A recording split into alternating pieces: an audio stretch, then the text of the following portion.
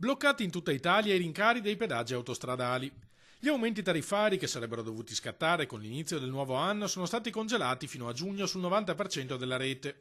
Restano invariati i costi in tutti i caselli del tratto di A4 gestito da Autovie Venete, da Venezia a Trieste, nonostante la richiesta di un aumento dell'1,48% presentata dalla società al ministro dei trasporti Danilo Toninelli, che l'ha rispedita al mittente. Tra i pochi percorsi che vedranno aumentare il prezzo del biglietto ai caselli ci sono però quelli gestiti da CAV.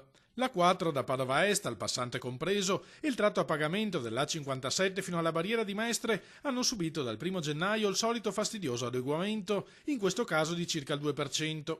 Da Mestre a Padova Est si pagheranno quindi 2,80 euro invece di 2,70, da Padova Est a Preganziol 4,10 euro invece di 4.